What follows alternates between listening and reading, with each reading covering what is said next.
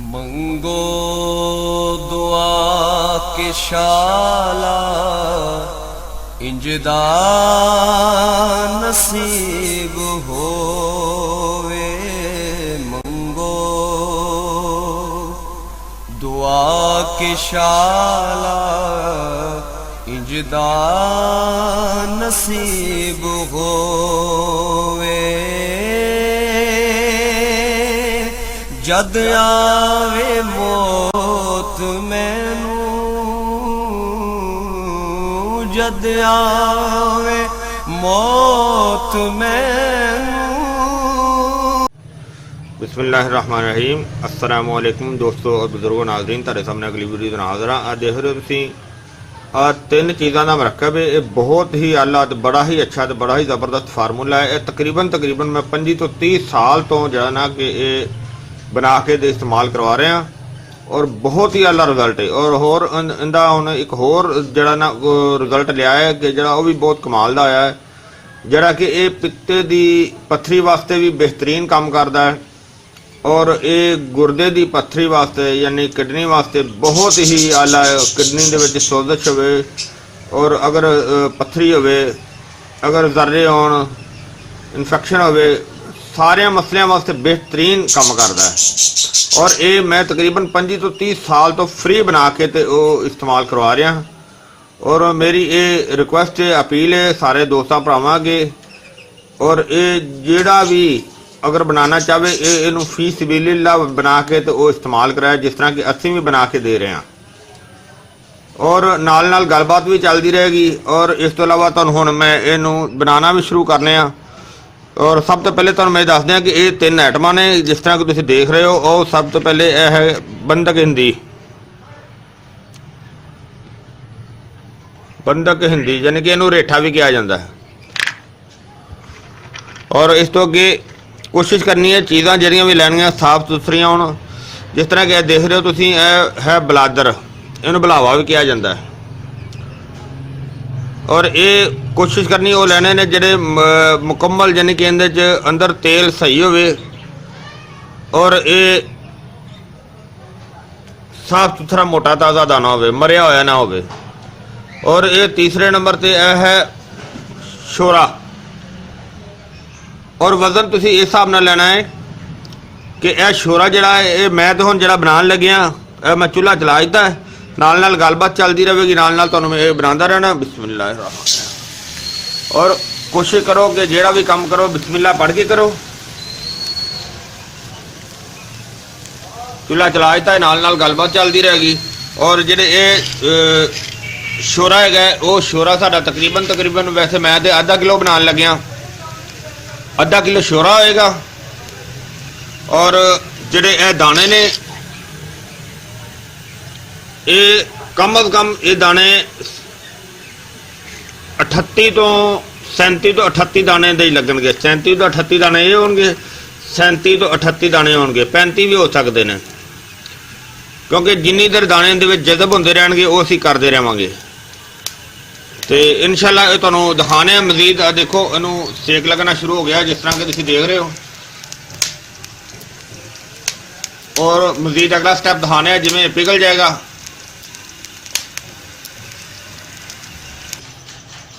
हाँ जी देखो बिल्कुल पिघल गया सी और ये ना उड्डन लग पिया सी, यानी कि पटाखे बोलन लग पिया सी। असीं इहनूं ना ढांप दिता सी अच्छी तरह। तो वो बाकी जिहड़ा पिघल गया ना साडा फायदेमंद इहो चीज़ ही है। और इहदे विच हुण असीं छिट्टां बहुत ज़्यादा उड़ जांदियां क्योंकि गर्म बहुत ज़्यादा हो जाता। बिस्मिल्लाह रहमान रहीम। हुण असीं 2 दाने, एक दाना हो तो एक दाना हो, इहदे विच शामिल करते जावांगे।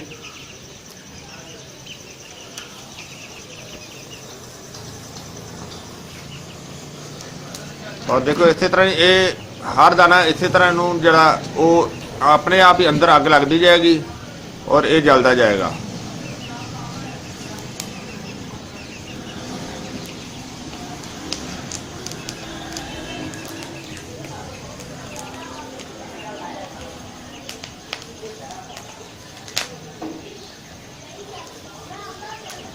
पहले तो पानी बनन दे विच पिघलन दे विच तो बहुत ज़्यादा पटाखे उड्डे ने, जिहड़ा कि बहुत ज़्यादा सानूं ने परेशान किया है।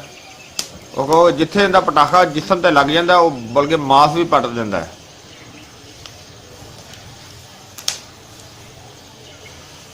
ਕਿਉਂਕਿ ਅੱਗ ਵੀ ਇਹਦੇ ਥੱਲੇ ਹਲਕੀ ਨਹੀਂ ਨਾ ਚਲਾਈ ਜਾਂਦੀ, ਅੱਗ ਵੀ ਤੇਜ਼ ਚਲਾਣੀ ਹੁੰਦੀ ਹੈ।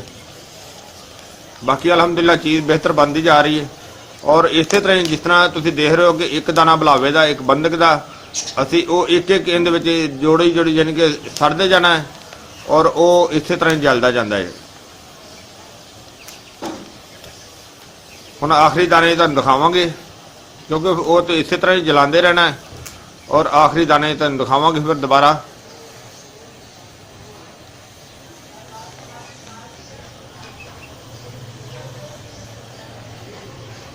ਔਰ ਇਸੇ ਤਰ੍ਹਾਂ ਹੀ ਜਿਸ ਤਰ੍ਹਾਂ ਤੁਸੀਂ ਦੇਖ ਰਹੇ ਹੋ ਇਹਨਾਂ ਟਾਈਮ ਲੱਗੇਗਾ, ਬਲਕਿ ਅਜੇ ਅੱਛੀ ਤਰ੍ਹਾਂ ਨਹੀਂ ਜਲਿਆ।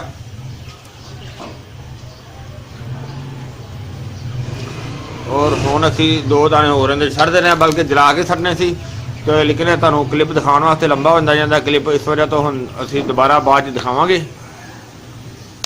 ਹਾਂਜੀ ਮਾਸ਼ਾਅੱਲਾ ਦੇਖੋ ਅਸੀਂ ਉਹ ਇਹਦੇ ਵਿੱਚ ਸ਼ਾਮਲ ਕਰ ਦਿੱਤੇ ਸੀ ਤੇ ਇਹ ਦੇਖੋ ਸਾਰੇ ਹੁਣ ਖੁਸ਼ਕ ਹੋ ਗਏ ਨੇ, ਹਾਰਡ ਹੋ ਗਏ ਨੇ। ਦੇਖੋ ਨਾ ਆਖਰੀ ਮਰਹਲੇ ਤੇ ਆ ਗਈ। ਔਰ ਇਸ ਨੂੰ ਹੁਣ ਥੋੜੀ ਦੇਰ ਤੱਕ ਚੁੱਲ੍ਹਾ ਬੰਦ ਕਰਕੇ, ਜਿਸ ਤਰ੍ਹਾਂ ਹਿੱਲਣਾ ਬਿਲਕੁਲ ਬੰਦ ਹੋ ਜਾਏਗਾ, ਚੁੱਲ੍ਹਾ ਬੰਦ ਕਰਕੇ ਇਹਨੂੰ ਥੋੜੀ ਦੇਰ ਰੱਖਾਂਗੇ, ਇਹ ਖੁਸ਼ਕ ਹੋ ਜਾਏਗੀ। ਫਿਰ ਇਹਨੂੰ ਉਤਾਰ ਕੇ ਤੇ ਪੀਸ ਲਵਾਂਗੇ।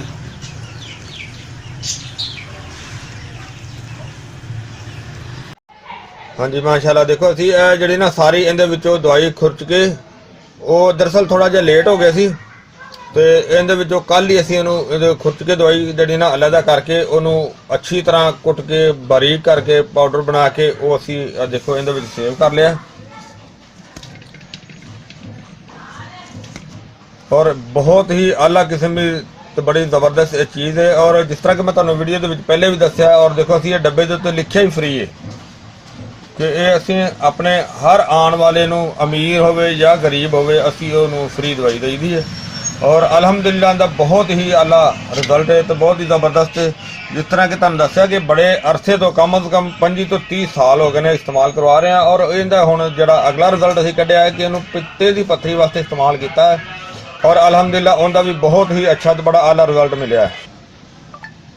ਔਰ ਇਹ ਹੁਣ ਅਸੀਂ ਤੁਹਾਨੂੰ ਇੱਕ ਚੀਜ਼ ਹੋਰ ਦਿਖਾਣੇ ਆ ਕਿ ਜਿਹੜੇ ਸਾਡੇ ਕੋਲ ਇੱਕ ਸਾਡੇ ਬੜੇ ਅੱਛੇ ਦੋਸਤ ਵੀ ਨੇ ਔਰ ਉਹ ਕਾਫੀ ਜ਼ਿਆਦਾ ਮਰੀਜ਼ਾਂ ਵਾਸਤੇ ਉਹ ਲੈ ਕੇ ਗਏ ਨੇ ਕਿ ਜਿਹੜੇ ਮਰੀਜ਼ ਜਿਹੜੇ ਨੇ ਸਿਹਤਯਾਬ ਹੋਏ ਨੇ ਔਰ ਬਲਕਿ ਅਲਹਮਦੁਲਿਲਾ ਜਿੰਦੇ ਵਾਸਤੇ ਵੀ ਲੈ ਕੇ ਗਏ ਨੇ ਉਹਨੂੰ ਹੀ ਬਿਹਤਰੀਨ ਅੱਛਾ ਫਾਇਦਾ ਹੋਇਆ ਹੈ।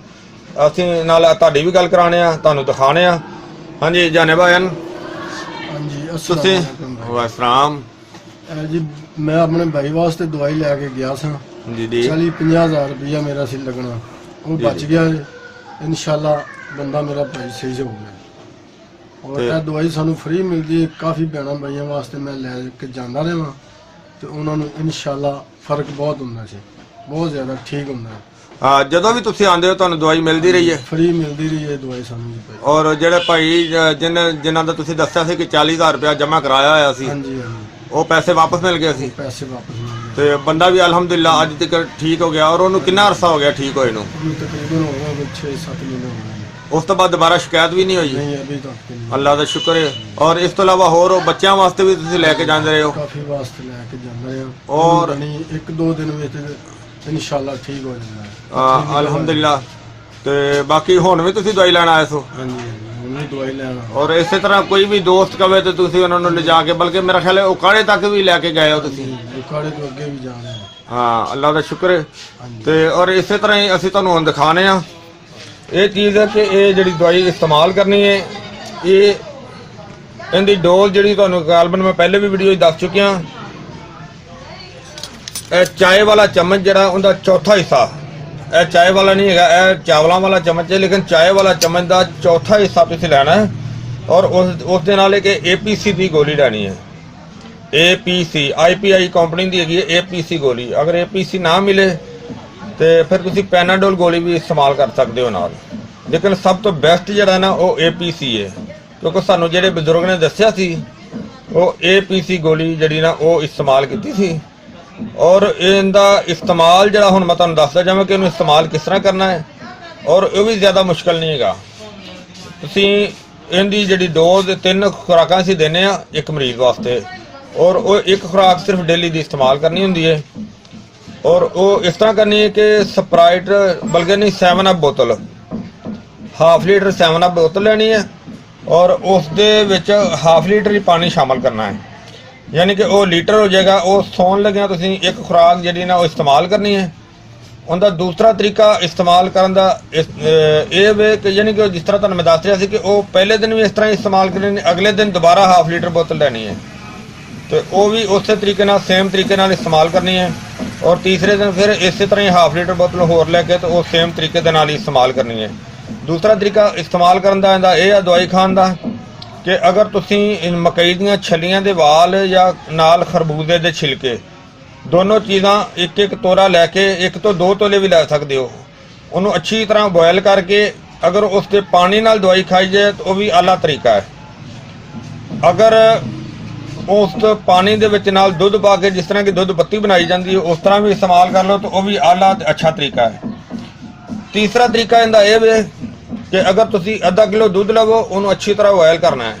ਜਦੋਂ ਉਬਲਦਾ ਹੋਏਗਾ ਉਹਨੂੰ ਉਬਲਦੇ ਨੂੰ ਨੀਚੇ ਉਤਾਰਨਾ ਹੈ ਔਰ ਉਸ ਦੇ ਵਿੱਚ ਫੌਰੀ ਯਾਨੀ ਕਿ ਕੋਈ ਅੱਧਾ ਕਿਲੋ ਦੇ ਕਰੀਬ ਜਿਹੜੀ ਨਾ ਬਰਫ਼ ਕੁੱਟ ਕੇ ਪਹਿਲੇ ਰੱਖ ਲੈਣੀ ਹੈ, ਉਹ ਉਹਦੇ ਵਿੱਚ ਸ਼ਾਮਲ ਕਰ ਦੇਣੀ ਹੈ ਗਰਮ ਦੁੱਧ ਦੇ ਵਿੱਚ, ਜਿਸ ਤਰ੍ਹਾਂ ਹੀ ਉਹ ਨੀਚੇ ਉਤਾਰਨਾ ਹੈ। ਕਿਉਂਕਿ ਜਿਹੜਾ ਬਲੱਡ ਪ੍ਰੈਸ਼ਰ ਦਾ ਮਰੀਜ਼ ਹੁੰਦਾ ਹੈ ਉਹ ਉਹਦੇ ਵਾਸਤੇ ਇਹ ਜ਼ਿਆਦਾ ਬੈਸਟ ਹੈ ਤੇ ਗਰਮੀ ਦੇ ਮੌਸਮ ਦੇ ਵਿੱਚ ਵੀ ਇਹ ਜ਼ਿਆਦਾ ਬੈਸਟ ਰਹਿੰਦੀ ਹੈ। ਤੇ ਉਹ ਯਾਨੀ ਕਿ ਅਗਰ ਪਿੱਤੇ ਵਾਸਤੇ ਵੀ ਇਸਤੇਮਾਲ ਕਰਨੀ ਹੈ ਫਿਰ ਵੀ ਤੁਸੀਂ ਇਹਨੂੰ ਇਸੇ ਤਰੀਕੇ ਦੇ ਨਾਲ ਹੀ ਇਸਤੇਮਾਲ ਕਰ ਲਿਆ। ਔਰ ਸਭ ਤੋਂ ਜ਼ਿਆਦਾ ਮੇਰੀ ਇੱਕ ਰਿਕੁਐਸਟ ਹੈ, ਉਹ ਮੈਂ ਦੱਸ ਰਿਹਾ ਸੀ ਕਿ ਉਸ ਦੁੱਧ ਨਾਲ ਵੀ ਦਵਾਈ ਇਸਤੇਮਾਲ ਕੀਤੀ ਜਾ ਸਕਦੀ ਹੈ ਔਰ ਡੇਲੀ ਤਾਜ਼ਾ ਬਣਾ ਕੇ ਤੇ ਇਸਤੇਮਾਲ ਕਰਨੀ ਹੈ। ਸਭ ਤੋਂ ਵੱਡੀ ਮੇਰੀ ਰਿਕੁਐਸਟ ਇਹ ਵੇ ਕਿ ਜਿਸ ਤਰ੍ਹਾਂ ਮੈਂ ਇਹ ਆਵਾਮ ਦੀ ਗਰੀਬਾਂ ਦੋਸਤਾਂ ਦੀ, ਬੇਸ਼ੱਕ ਗਰੀਬ ਹੋਵੇ ਜਾਂ ਅਮੀਰ ਹੋਵੇ, ਬਹਰਹਾਲ ਅਸੀਂ ਤਾਂ ਇੱਕ ਤਕਲੀਫ ਵਾਲੇ ਬੰਦੇ ਵਾਸਤੇ ਬਣਾ ਕੇ ਦੇਈਦੀ ਹੈ ਔਰ ਫ੍ਰੀ ਬਣਾ ਕੇ ਦੇਈਦੀ ਹੈ।